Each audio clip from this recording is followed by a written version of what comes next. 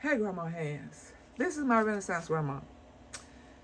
Really quick, I just want to show you something that I am working on. I always feel the need to share some things with you all.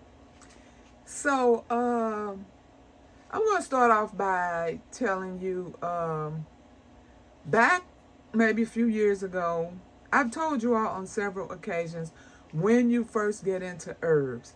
When you first get into herbs, you want to make a list of all the herbs you want to work with. Under each name, for instance, peppermint, you want to write down everything that peppermint helps with. As go to the next one, rosemary, you want to write everything under there. So when you're getting ready to do recipes or whatever, you already know what you need. If you say like, okay, I need to make something for this headache, whether it's a rub for the temple or whatever you plan on doing with it, or if it's a tea or whatever, you want to know what's good for that.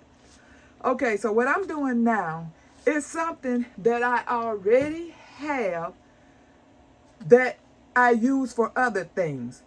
But say, let's go back to the peppermint. Say you're getting ready to do a poultice or you're getting ready to make something and you don't have peppermint. And you're like, oh man, I can't even make it now. I don't have peppermint. No, because you have other things that does the exact same thing that the peppermint does. Okay, so dill. What I'm getting ready to do is make dill oil. And what this dill oil, I will be able to use this for multiple things. Now, I'm going to use this for things that I already have, but in the event if one of those ingredients are missing, I can use this, okay? So I'm going to use 1 part dill and 3 parts oil.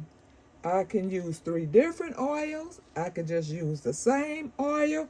You do how you want to do it. You don't even have to use the same oils I'm doing. You might want to use almond oil, jojoba oil. You may want to do this totally different.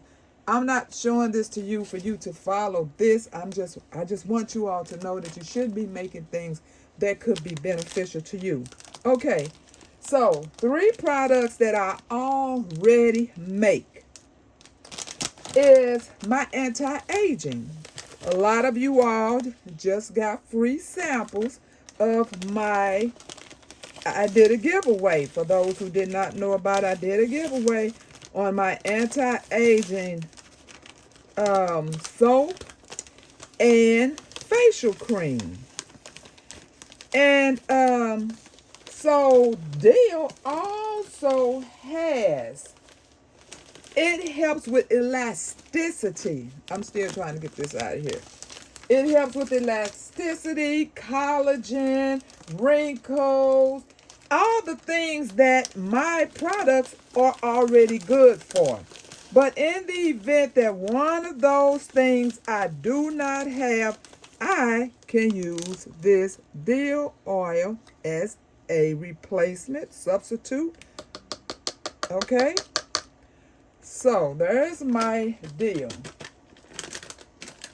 Now I'm going to keep this in a cool, dry place for maybe about 4 weeks.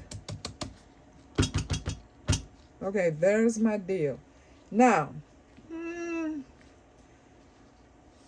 I'm going to use coconut oil. And the reason I choose the oils that I choose is because I want healing oils. You know, if we're trying to fix something, we want everything about this ingredient to work.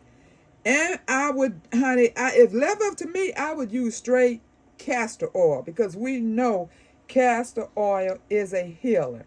But we also know castor oil is expensive. And it takes up the amount of oils I use around here. I would be broke just trying to supply castor oil. So that's why I am breaking it into other oils as well. But I would love to just use straight castor oil. Okay, so I have the coconut, the castor, and I'm going to put some olive oil. But you make your own choice, okay? When you are doing yours.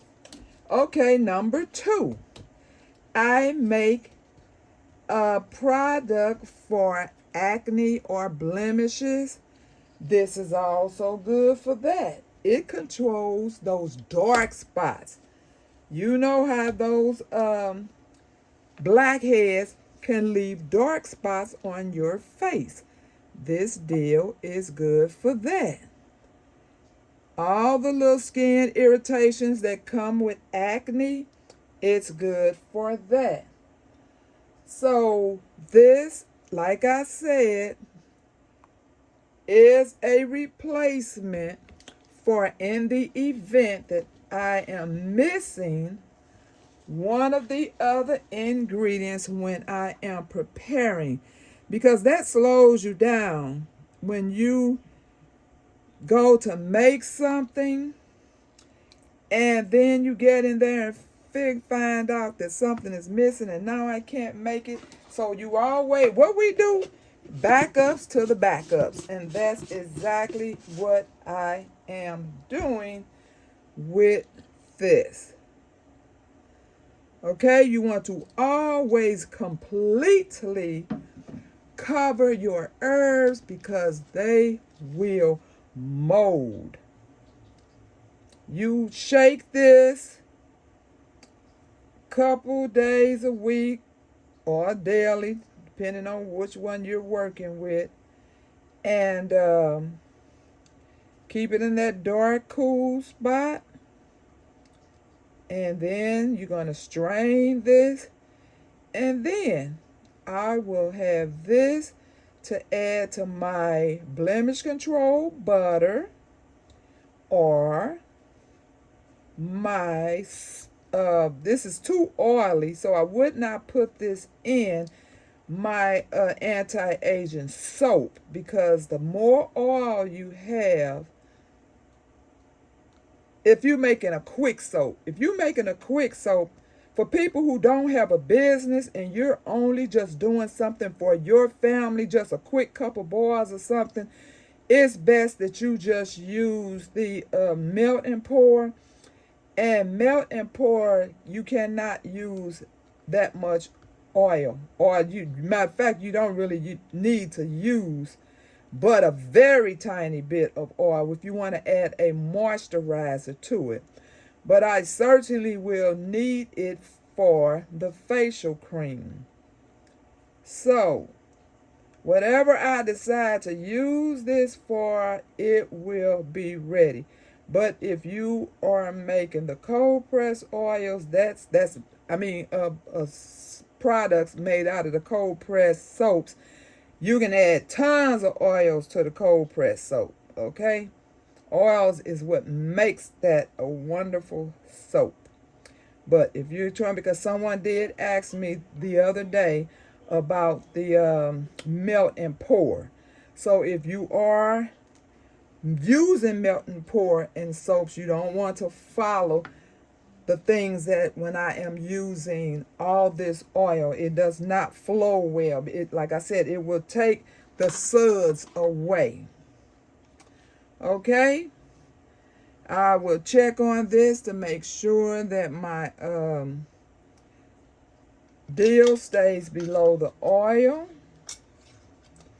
I will just shake it. And I will put it in a brown bag and stick it in the cabinet, put a date on it so I can know when I'm going to take this out and strain it. And when I need it, I will have it. Thank you for watching. I'll pray for you. You pray for me. And we'll watch God change things. God bless everybody. I pray everyone is dealing with this cold And no one loses electricity because it is way too cold to lose power, especially if you're not prepared. Love you all. Bye-bye.